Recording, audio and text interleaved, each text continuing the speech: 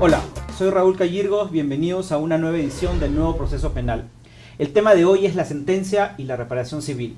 Hoy día vamos a conversar de cuáles son los cambios que la nueva reforma procesal penal está produciendo en la emisión de sentencias y cómo se está manejando ahora la reparación civil, que es una parte importante de la decisión de los jueces al momento de resarcir el daño que ocasiona un delito hacia una víctima. Vamos a conversar también cuáles son aquellos elementos necesarios para que la reparación civil se cumpla y sobre todo el esfuerzo que están haciendo ahora los jueces para que las sentencias tengan un lenguaje adecuado, la decisión pueda ser comprendida por las partes y sobre todo estas decisiones además puedan ser entendidas por la sociedad en su conjunto. Le preguntamos a algunas personas en la calle qué sabían acerca de la reparación civil y esto fue lo que nos contestaron.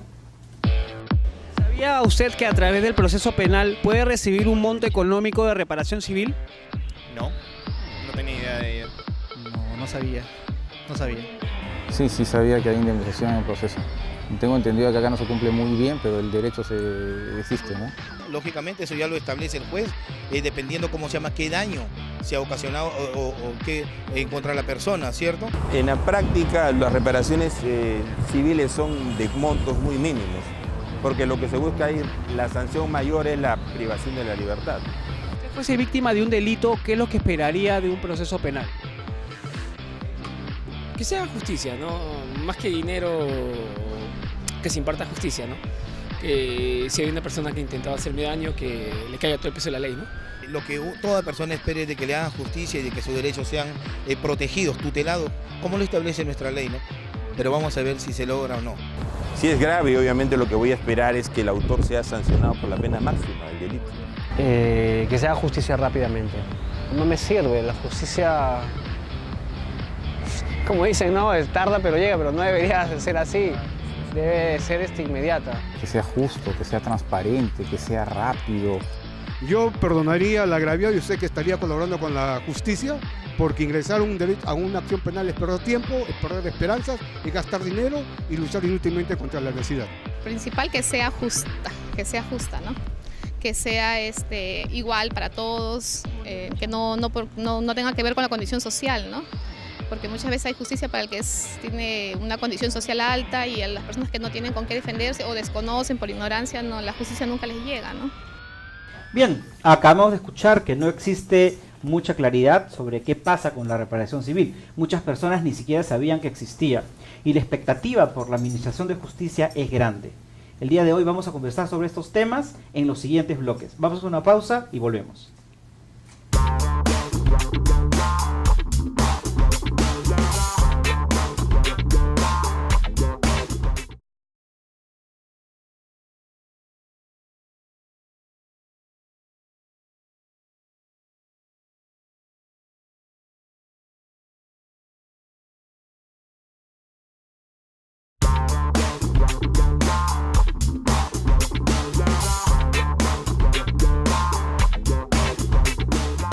Continuamos con el programa de hoy, el tema, la sentencia y la reparación civil.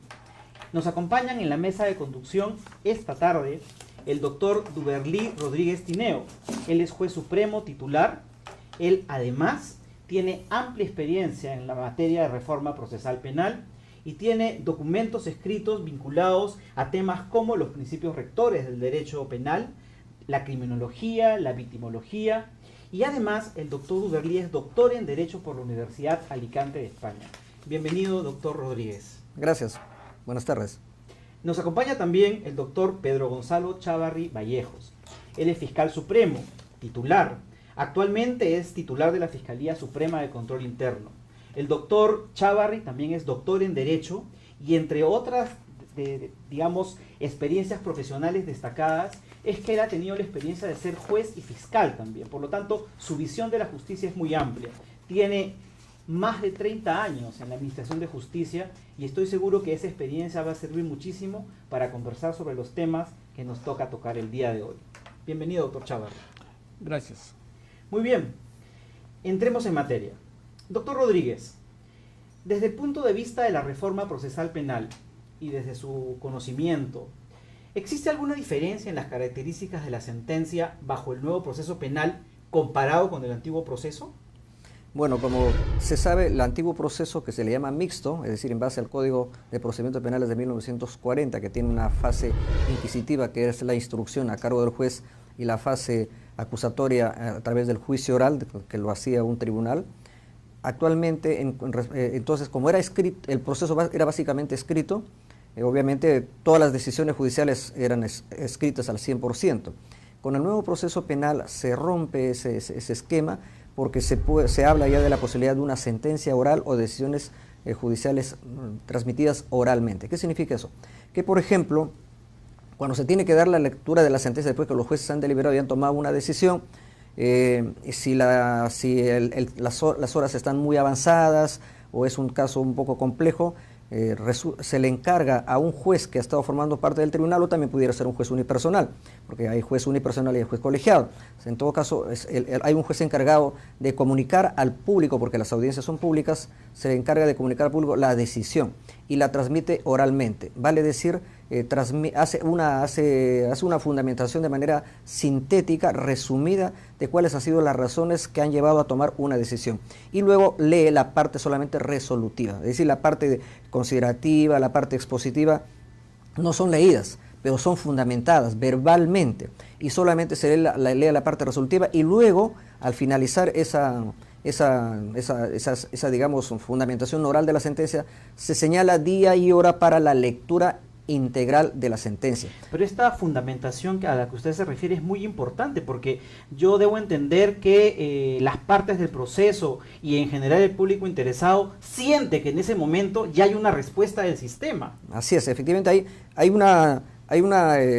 juez va a relatar sintéticamente los fundamentos de la decisión, pero lo hace oralmente. Vale decir, va a resumir las pruebas, la valoración de la prueba, y luego lo que sí se va a leer es la parte digamos, de la decisión final, o sea, la parte decisiva, ¿vale? Entonces, la parte resolutiva. ¿Por qué? Porque ahí se tiene que decir, por ejemplo, si se condena o se absuelve, si se condena, cuántos años le van a poner, y esa sí tiene que ser bastante estricta, porque ahí no podemos dejarlo, digamos, para después.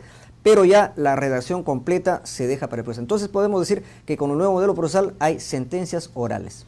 Justamente sobre el tema de la sustentación de la sentencia, doctor Chavarri, quería preguntarle, usted como representante del Ministerio Público, como fiscal, sabemos que el fiscal es parte del proceso y parte fundamental, porque finalmente es titular de la acción penal y en su caso busca que la responsabilidad penal se demuestre y por lo tanto se condene si es que corresponde. ¿Qué opinión le merece en relación a la sentencia la necesidad de motivarlas adecuadamente?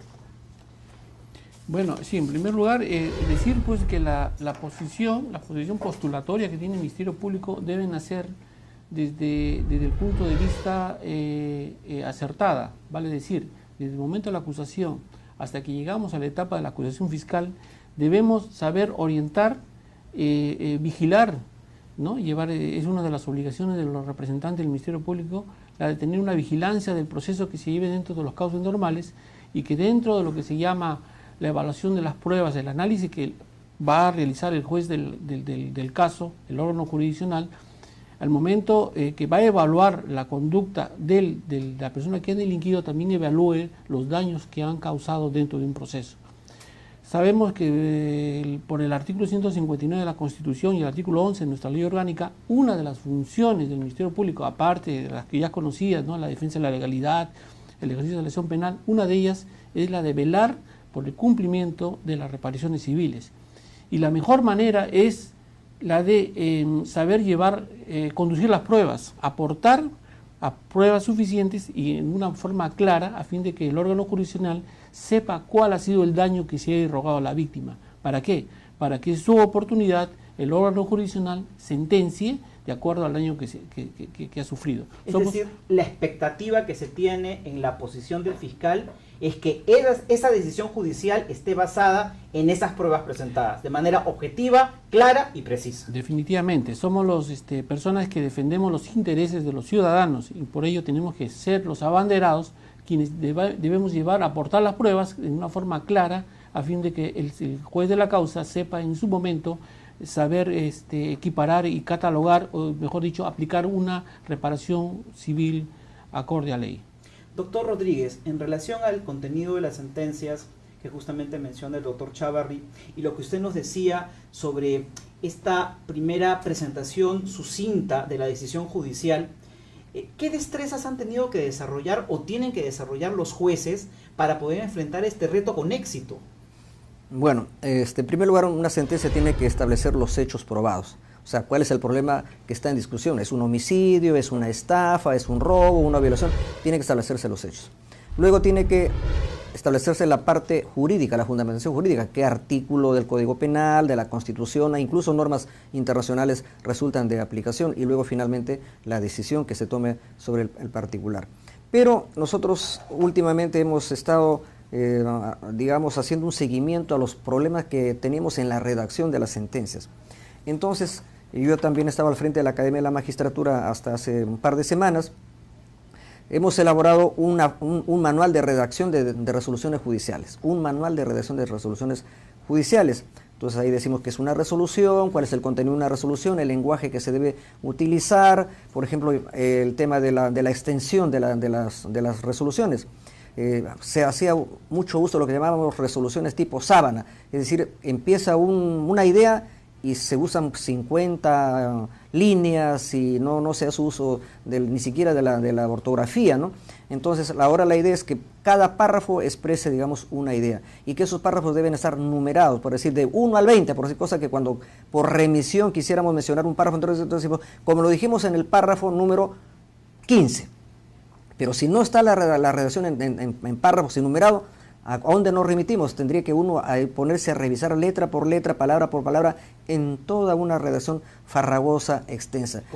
Compleja. Entonces, ahí... ¿Podemos decir, doctor sí. Rodríguez, perdón que lo corte, podemos decir entonces que, digamos, como consecuencia o como parte de esta reforma procesal penal, hay una gran preocupación por los jueces, por la Academia de la Magistratura, en mejorar la calidad de la comunicación de la decisión para que ésta pueda ser entendida de manera precisa, didáctica quizás, finalmente el justiciable pueda comprender cómo corresponde esa decisión? Efectivamente, también no solamente la Academia de la Magistratura, sino todos digamos, los organismos que tienen que ver con la Administración de Justicia también han tomado, digamos, cartas en el tema. Por ejemplo, el Consejo Nacional de la Magistratura también ha elaborado un manual de sentencias penales, un manual donde se dice a los jueces cómo deben elaborarse esas sentencias penales. Y últimamente el Poder Judicial ha elaborado un manual judicial de lenguaje claro y accesible a los ciudadanos, justamente lo que usted me pregunta. Este es un manual bastante didáctico donde, por ejemplo, se recomienda que debe haber claridad en la redacción de las sentencias.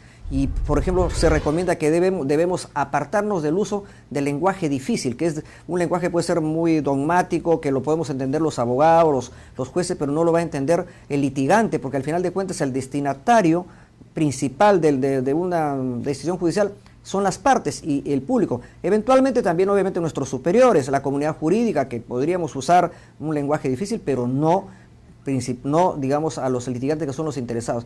Entonces, en este manual, por ejemplo, se dice que muchos usamos los latinismos. Por ejemplo, decimos sobre la presunción de inocencia, que es una presunción juris tantum. Bueno, juris tantum, pues, por ejemplo, no lo va a entender un ciudadano común y corriente. O el periculum in mora. Claro. Le ponemos periculum in mora. Entonces, un ciudadano, ¿qué es? Para él será periculum in mora. Pero obviamente, si en el caso que lo usáramos, tendríamos que decir periculum in mora igual peligro en la demora. Explicarle, porque si no usamos latinismos, palabras, o si no el civil law o el common law, que son familias jurídicas de dos continentes, pero si no le explicamos qué es el derecho civil o el derecho común, la ley civil o ley común, entonces los usuarios no van a entender. Entonces estamos recomendando que ya se aparten del uso de los latinismos y de las palabras extranjeras y que usemos el castellano correctamente. Incluso, para terminar esta idea, dígame, el Consejo Nacional de la Magistratura, que como ustedes saben es el organismo que nombra y destituye a los jueces, ¿no? Además evalúa a los jueces cada 7 años y entonces los evalúa por la calidad de las resoluciones, y entonces ahí va a tener que ver el tema de la claridad, de la coherencia lógica en las sentencias. E incluso este Consejo Nacional de la Magistratura, yo me he quedado un poco sorprendido, ha elaborado 2 precedentes administrativos, que son el precedente número 089, el de 2014, que se llama calificación mínima aceptable en materia de calificación de decisiones. y luego también elaboró el presente Evaluación de la calidad de decisiones, el número 120 del 2014, y donde da pautas de cómo debe elaborar ser adecuadamente las sentencias. Vamos a ir brevemente a un corte, pero yo antes de cortar este bloque, doctor Chávarri, quiero comenzar con usted, conversar un poco de cuál es, digamos, la actitud y cuáles son los mecanismos que se tienen que hacer cuando se tiene que apelar una sentencia. Vamos a cortar por unos minutos y regresamos en unos segundos.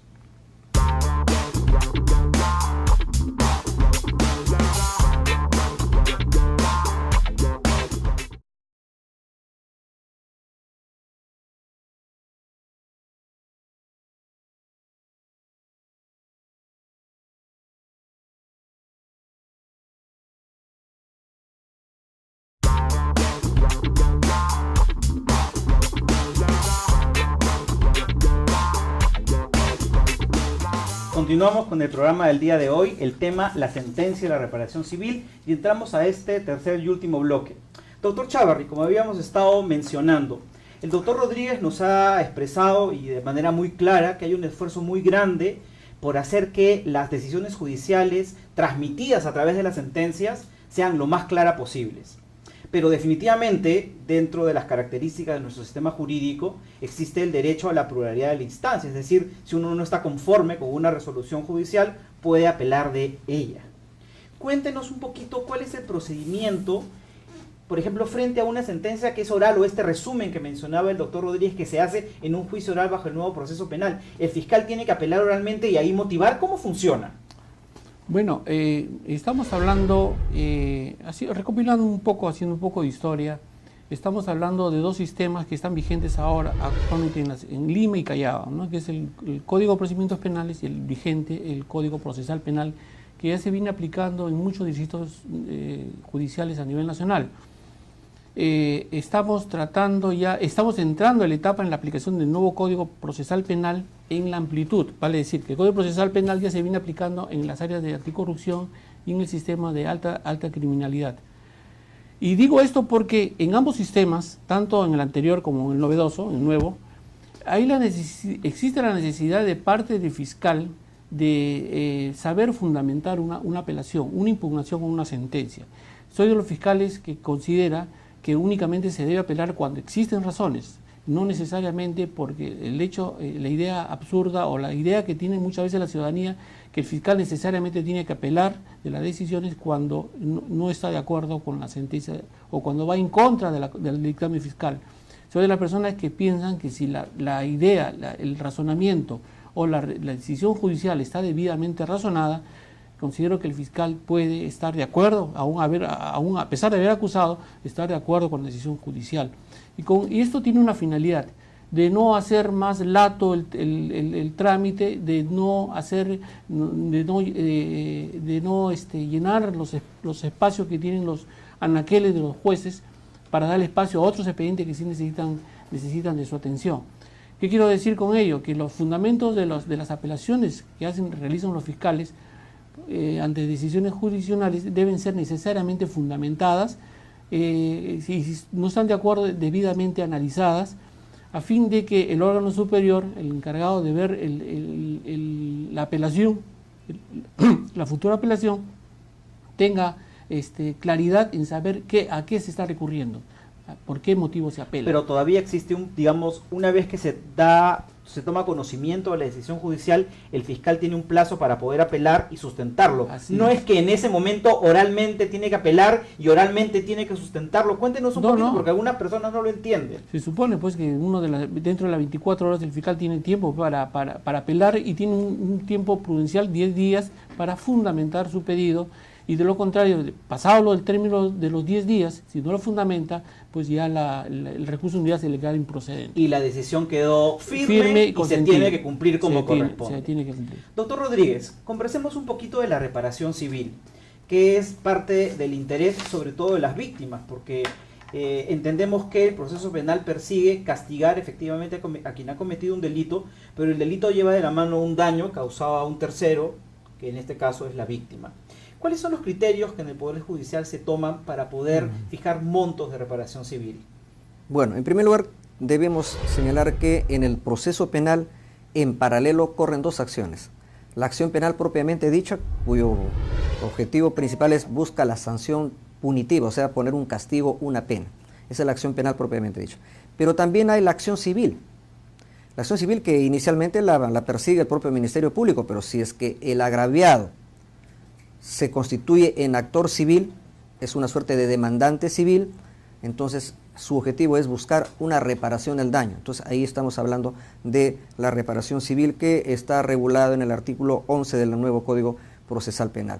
Entonces esta reparación civil busca pues resarcir el daño que se ha ocasionado con la comisión de un delito. Pero siempre bajo la idea que la reparación civil, pues ahí hay un interés privado, porque es el agraviado el que busca que se le repare el daño con dinero, digamos, con algo económico. Y por otro lado también hay un interés público que está referido al tema de la pena, porque es la sociedad la que se siente agraviada y en ese caso se siente representado por el Ministerio Público.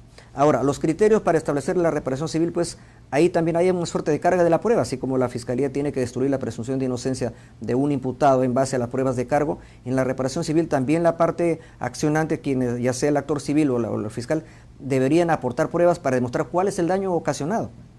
Se puede cuantificar con pericias, por ejemplo, y si fuera un tema, por ejemplo, de violación sexual, ahí no va a haber una pericia contable, pero habría una pericia psicológica que diga que más o menos que el tratamiento que va a necesitar esa persona agraviada, 1 año, 2 años, eso más o menos se puede cuantificar en cuánto le va a cobrar el psicólogo, el tratamiento que va a ocasionar eso, ¿no? Entonces, el tema que yo creo que ahorita tenemos como vacío en el tema de la reparación civil es que no se prueba, no se está probando, digamos, el monto o la cuantía de la reparación civil, entonces se deja a libre arbitrio de los jueces y entonces ahí hay mucha subjetividad. Y sobre todo, obviamente hay delitos donde sí se puede de alguna manera cuantificar el daño, hay otros que es imposible, por ejemplo, en el delito de homicidio es difícil pues decir cuánto es el daño ocasionado, pero una vida sí, no tiene precio, pero de todas maneras, pero ahí funciona otro principio, funciona el principio de equidad, donde el juez de alguna manera tiene que tener un parámetro. Por ejemplo,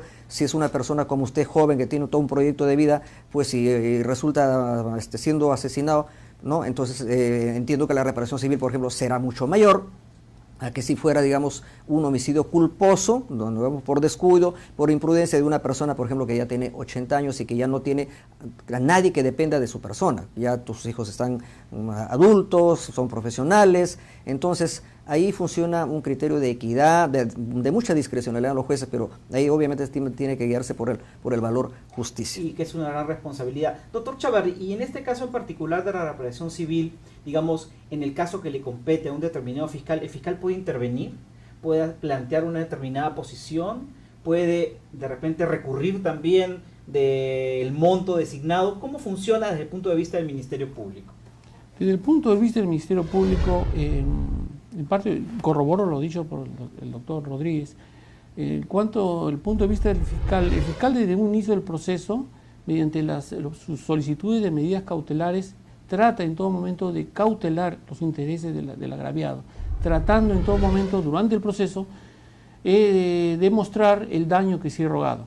Entiendo que el órgano jurisdiccional al momento de que va a calificar o que va a resolver, tomar una decisión en cuanto al extremo de la reparación civil, resulta muy difícil catalogar daño irrogado, salvo que sea un delito pues de origen patrimonial, ¿no? Que sería fácil tasar cuál es el desmedro patrimonial. Efectivamente, cuánto costó sí, la máquina, el carro que se perdió, lo que fuere. Pero es difícil, pues, por ejemplo, cuando estamos en un delito contra la vida del cuerpo y la salud, pues, llámese muerte o díganse con lesiones, es difícil poder alegrar o contentar o satisfacer a la víctima o al agraviado o a los herederos cómo resarcirles el daño que se ha rogado. Entiendo, y yo también le he comentado hace un minuto, y también he sido juez, y lo difícil que es en un momento definir o decir cuánto es el daño que se ha rogado. Los jueces no cuentan hasta en la actualidad una tabla de valores para decir en este delito voy a fallar así, en este delito voy a tasar mi reparación civil de esa manera. Es muy difícil, pero de todas maneras el criterio discrecional del juez hay que considerar que cuenta con elementos, con pericias, de repente con las suficientes pruebas con las cuales él pueda en algún momento tomar una determinación.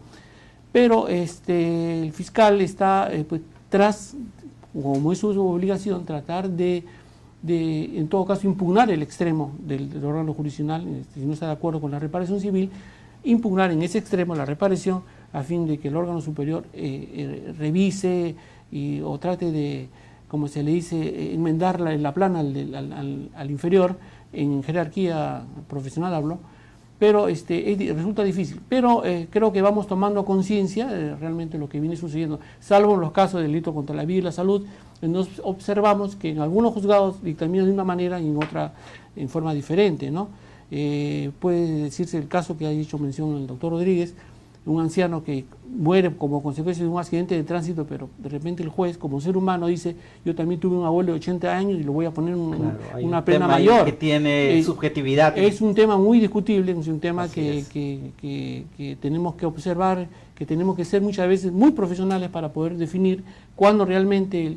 Es difícil analizar y catalogar cuándo el daño es mayor o menor si hablamos de dos personas de 80 años. Es muy difícil, pero se da. Bueno, yo creo que nos ha quedado claro, estimados amigos, yo les agradezco muchísimo, estamos llegando al final del programa del día de hoy y lo que podemos decir es que en primer lugar las sentencias en el nuevo proceso penal son orales. Por lo pronto, de acuerdo a lo que hemos aprendido hoy, en esa audiencia, en ese juicio, ya se menciona la decisión. Pasan algunos días y se tiene un documento escrito que tiene una motivación desarrollada, sustentada como corresponde, pero en el juicio mismo sabemos la decisión y esto es muy importante y marca un cambio del antiguo modelo al nuevo modelo.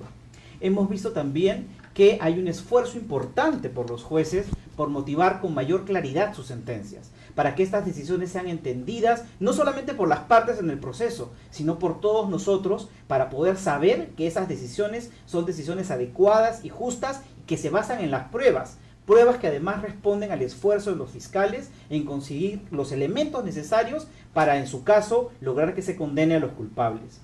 Por otro lado, hemos visto que la reparación civil responde a una serie de elementos, algunos objetivos y otros objetivos, y que a veces es difícil poder generar un monto, generar, digamos, una cantidad específica, pero hay un esfuerzo permanente porque de alguna manera se tiene que resarcir el daño que se le ha ocasionado a la víctima desde el punto de vista patrimonial.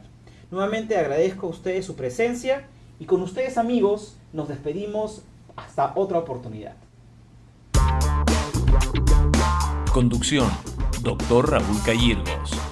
Director Abarroli Perú. Programa de apoyo a la justicia penal en el Perú, auspiciado por la Oficina de Asuntos Internacionales contra el Narcotráfico y aplicación de la Ley INL del Departamento de Estado de los Estados Unidos, y ejecutado por la Iniciativa para el Estado de Derecho del Colegio de Abogados de los Estados Unidos de América. Abarroli, Oficina de Perú.